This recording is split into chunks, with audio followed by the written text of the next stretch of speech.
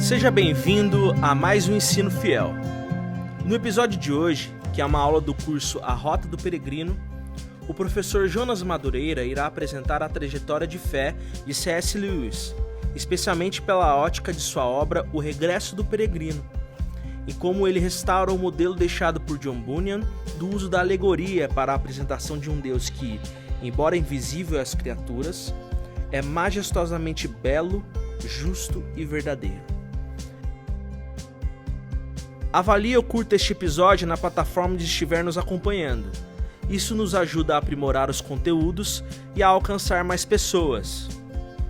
Ensino Fiel, episódio 67, C.S. Lewis e o Regresso do Peregrino, com Jonas Madureira, a aula do curso A Rota do Peregrino, curso disponível na íntegra na nossa plataforma Fiel Digital. Acesse fieldigital.com e faça já a sua assinatura.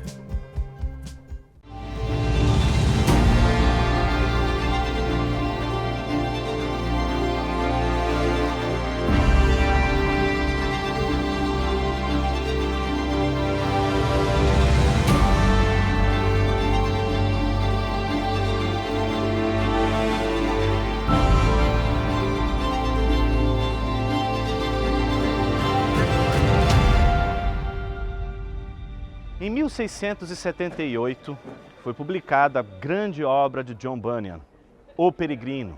Em inglês, essa não é o título propriamente, o título é O Progresso do Peregrino, literalmente traduzido. Quando ele publicou essa obra, ele publicou uma alegoria que o eternizou no contexto principalmente da Inglaterra. Cerca de 300 anos depois, em 1933, um importante literato irlandês que vivia em Oxford, que viveu na Inglaterra, o nome dele é C.S. Lewis. Ele escreveu uma espécie de alegoria que tinha uma interação muito precisa com a obra do John Bunyan. A única diferença é que, em vez de chamar a sua obra, a sua alegoria, de O Progresso do Peregrino, ele chamou de O Regresso do Peregrino. Para que a gente possa entender o que está por detrás dessa brincadeira que C.S. Lewis fez com John Bunyan, é preciso lembrar que C.S. Lewis, ele cresce num contexto já evangélico, num contexto já protestante, num contexto onde ele já tinha o entendimento do cristianismo solidificado com as suas ideias, etc. Ele cresce, portanto, com toda essa tradição, mas bem na adolescência ele perde a sua fé, se torna um ateu e só reencontra o caminho da fé depois já de estar como professor, não só na Universidade de Oxford, mas depois aqui em Cambridge, na Universidade de Cambridge, justamente no Magdalen College, que está aqui atrás de mim. Aqui ele exerceu talvez o ponto mais alto de todo o seu trabalho acadêmico, de todo o seu estudo acadêmico em literatura e língua inglesa medieval e renascentista. Em 29 de novembro de 1954, quando ele tinha 56 anos de idade, ele faz exatamente 56 anos nesse dia, às 17 horas, ele dá a sua aula inaugural nessa universidade e se torna o catedrático em literatura e língua medieval e renascentista aqui no contexto de Cambridge. C.S. Lewis é de uma importância cabal para a literatura inglesa e mesmo não sendo um puritano, mesmo não sendo um reformado, ele é um anglicano, ele foi influenciado por essa obra do John Bunyan, que inclusive retrata esse primeiro momento da sua vida, esse regresso do peregrino, esse cético que abandona o cristianismo e se torna um importante estudioso da literatura inglesa, se perde no meio das mitologias que estuda, dos nórdicos, se encanta com a beleza da cultura pagã, mas retorna novamente para as raízes do pensamento cristão, graças a um amigo extremamente importante na sua conversão, que é o Tolkien, o autor de Senhor dos Anéis. É Tolkien quem leva o Evangelho novamente para C.S. Lewis, que novamente tem uma experiência com o Evangelho e retoma o caminho da sua fé. Quando ele escreve, em 1933, O Retorno do Peregrino, a história é muito interessante. ele dá o nome do personagem principal de John. Você já sabe que o autor do Progresso do Peregrino é John Bunyan. Só que o peregrino, o cristão do John Bunyan, vive na cidade da destruição. Já o John, do Regresso do Peregrino, de C.S. Lewis, ele não vive na cidade da destruição, mas ele vive numa cidade muito incomum. E você vai entender o porquê essa cidade é tão interessante. Se chama Puritânia.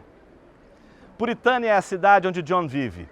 E John está extremamente revoltado. Ele é um menino que cresce cheio de uma série de regras, uma série de padrões. E ele escuta todo mundo dizendo, olha, você não pode fazer o que você está fazendo, porque o proprietário de tudo isso aqui, ele vai castigar você, ele vai perseguir você, vai colocar você num buraco negro, cheio de serpentes e escorpiões, do tamanho de lagostas. E você não vai sobreviver a nada disso. Você vai sofrer por toda a eternidade. Então, cuide, porque esse senhor proprietário é muito bom e você não vai querer decepcioná-lo, ok?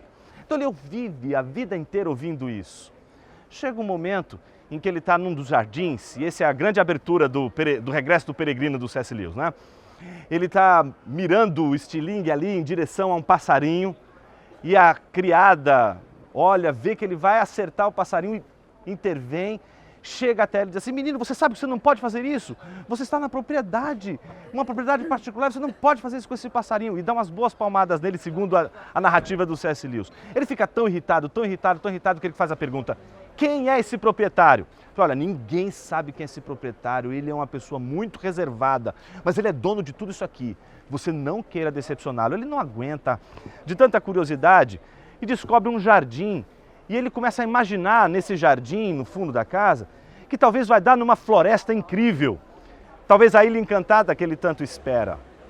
E ele resolve atravessar quando ele é avisado pelo mordomo. Quem é o mordomo? O mordomo é o empregado do proprietário, o representante do proprietário. Ele é o mordomo. Aquele que representa o proprietário em todas as suas terras. Então ele diz exatamente para o John o seguinte, John, você não pode ultrapassar essa linha. É perigoso demais o caminho que você vai trilhar. E ele resolve, revoltado com todas as leis e normas que viveu, a cruzar essa fronteira. E ao cruzar essa fronteira, ele vai perseguir por um caminho tortuoso, como um peregrino, e vai encontrar vários personagens. Diferente de encontrar, por exemplo, o vacilante, diferente de encontrar, por exemplo, o desânimo ou qualquer outra coisa no meio do caminho, ele vai encontrar personagens muito curiosas. Por exemplo, vai encontrar o senhor iluminista, vai encontrar o senhor comunista, vai encontrar o senhor ceticista, e aqui o senhor ceticista é o senhor empírico. O empirismo britânico é marcado pelo ceticismo, pela vivência da fé apenas pela experiência, ou seja, se eu não ver, eu não posso crer, eu só posso crer naquilo que eu vejo. O que me lembra a história daquela professora que certa vez estava ensinando aos seus alunos, provavelmente britânicos, né? Dizendo a eles o seguinte, vocês não podem acreditar no que vocês não veem, vocês só podem acreditar naquilo que vocês realmente enxergam. Por exemplo, vocês estão vendo aqui o Magdalen College? Então, se vocês estão vendo esse Magdalen College é porque ele existe. Então, um dos alunos responde exatamente assim, faz a seguinte pergunta à professora, mas professora, eu não vejo o seu cérebro. Então, ao dizer isso, o menino desafia a sua professora no que diz respeito exatamente à experiência. Será que a gente deve acreditar só naquilo que a gente vê? John Bunyan, ele não tinha essa preocupação. Essa preocupação é do C.S. Lewis. Não é à toa que ele é chamado de o apóstolo dos céticos. Diferente, por exemplo, de Anselmo da Cantuária, que foi o apóstolo dos ingleses, que chega na Cantuária e estabelece ali o início do Evangelho. O Lewis, ele parece ser aquele que, no meio de um contexto onde cristãos estão perdendo a fé e caindo cada vez mais em ceticismo, ele representa aquele que, de alguma forma, resgata o valor e a importância da fé cristã. Esse peregrino que é o John, ele vai lidar com todos esses, digamos assim, outros peregrinos no meio do caminho. E todos eles, tanto o senhor iluminista, como o senhor empirista, como o senhor comunista, todos eles vão conduzir a caminhos de destruição, a caminhos que serão nihilistas, aqueles caminhos que não têm o menor sentido, do relativismo autodestrutivo. Então, John, ele se vê numa situação em que tudo aquilo que ele está procurando e todos os caminhos que ele está sendo levado, nenhum daqueles caminhos o leva àquela ilha encantada, àquela ilha sonhada por ele. qual não é a sua surpresa quando ele descobre, depois da sua caminhada, que o proprietário, ele está em todos os lugares, que não há lugar que não seja propriedade deste proprietário. A grande descoberta de John ao longo da sua peregrinação é de que não haverá espaço, não há lugar, não há contexto que não pertence a esse proprietário. Ele descobre, é impossível fugir do proprietário. Mas mais do que isso, ele descobre que o proprietário não é nada daquilo que os mordomos um dia lhe disseram. Se você quiser saber o que acontece com essa história, eu convido você a ler O Regresso do Peregrino. É uma daquelas obras que a gente não pode passar dessa vida para outra sem ler, exatamente porque retratam a conversão de uma pessoa que um dia foi cristã. Pare para pensar no que C.S. Lewis ofereceu para a gente. Até então, nós estamos diante da história de pagãos que se tornam cristãos, mas o que Lewis fez foi dizer o seguinte: nós agora somos um povo que éramos cristãos e nos tornamos pagãos. Como evangelizar? Não um pagão que nunca ouviu o Evangelho, mas um pagão que um dia ouviu o Evangelho. Um pagão que tem o Evangelho expresso em sua arquitetura. Um pagão que vai dobrar as esquinas e vai ver em cada esquina um monumento a Deus, um monumento à igreja, um monumento às Escrituras, um monumento à piedade. Como pregar o Evangelho a um pagão que, vendo as múltiplas contribuições que o cristianismo fez para a sua própria civilização, tropeça em várias delas, como, por exemplo, universidades, como igrejas, como hospitais, como tantas e tantas contribuições que o cristianismo legou ao contexto, principalmente europeu. Como pregar o Evangelho para um pagão que viveu e ainda vive dos benefícios da fé cristã. Então C.S. Lewis entra no cenário da Inglaterra como alguém que recupera a sua fé, e recupera a sua fé de uma maneira muito inusitada. Até então, a gente vê teólogos escrevendo tratados de teologia, tratados de apologética, tratados de filosofia. O que Lewis vai fazer é algo absolutamente novo. Ele vai fazer exatamente o que John Bunyan fez. John Bunyan não é conhecido como, por exemplo, Richard Sibbes, William Perkins, esses grandes puritanos que estudaram aqui na Universidade de Cambridge, que tiveram formações brilhantes, que tiveram formação aprofundada. John Bunyan não era um exímio acadêmico, não produziu tratados acadêmicos de teologia, mas ele produziu uma poderosa alegoria que fazia a gente imaginar as coisas de Deus com cores. E é isso que Lewis quer oferecer, uma apologética não extremamente racionalista, não pautada meramente em argumentos, mas uma apologética que possa capturar a nossa imaginação, que faça a gente enxergar a beleza do cristianismo, nas imagens belas que o cristianismo tem a nos oferecer. E talvez um dos mais importantes legados do Lewis seja aquele livro, aquela obra pela qual ele se tornou mais conhecido, que é a chamada Crônicas de Nárnia. Uma obra que o eternizou, uma obra que foi para o cinema já 2 vezes pela BBC e depois agora a gente vê os filmes sendo publicados ao longo dos anos, num contexto mais hollywoodiano, com certeza, mas com a beleza e com todas as verdades que ele ali anunciava. C.S. Lewis, ele tem, claro, uma importância cabal na defesa do Evangelho nessas terras. Mas você já parou para imaginar o tamanho do impacto que C.S. Lewis exerceu em toda a cristandade? Quantos e quantos pastores você não vê citando, por exemplo, C.S. Lewis, que foram influenciados por C.S. Lewis? Tim Keller, John Piper, tantos e tantos homens de Deus que se nutrem do conhecimento de C.S. Lewis, nutrem das Crônicas de Nárnia, nutrem-se do pensamento de um programa de rádio que ele escreveu num período tão difícil da Inglaterra, que é o cristianismo puro e simples, problema do sofrimento, abolição do homem, anatomia da dor, obras que tantos e tantos pastores usam, utilizam e abençoam tantas pessoas na igreja. Talvez você deva estar se perguntando, mas Jonas, o que isso tudo tem a ver? Por que você está falando tudo isso? Lewis não era pastor. Lewis não era um sacerdote anglicano. Lewis era um homem da literatura. Lewis era um homem comum. Era um homem formado, não era um pastor, mas ele conseguiu servir a igreja com seus dons e talentos. Quem foi que disse que precisaríamos ser pastores e só pastores poderiam servir a igreja? Quem foi que disse que somente ministros do Evangelho podem servir para a causa do Evangelho? A igreja precisa de poetas, a igreja precisa de literatos, a igreja precisa de engenheiros. Como a nossa igreja precisa de arquitetos, como a nossa igreja precisa e carece de beleza.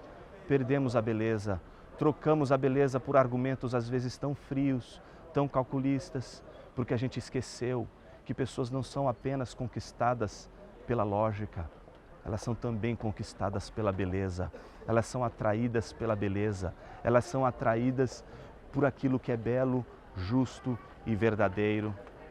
É interessante quando a gente visita a Abadia de Westminster e lá no Canto dos Poetas, a gente vai ver de um lado Shakespeare, do outro lado William Blake e no meio a gente vai ver uma placa em homenagem a C.S. Lewis. Nessa placa há uma frase muito interessante, com ela eu gostaria de caminhar para a conclusão da nossa aula. Essa frase é o desfecho de um discurso que ele proferiu. Esse discurso ele não foi proferido em Cambridge, ele foi proferido em Oxford e ele foi proferido num clube chamado Clube Socrático, um clube de amigos que discutem filosofia, literatura, arte, etc.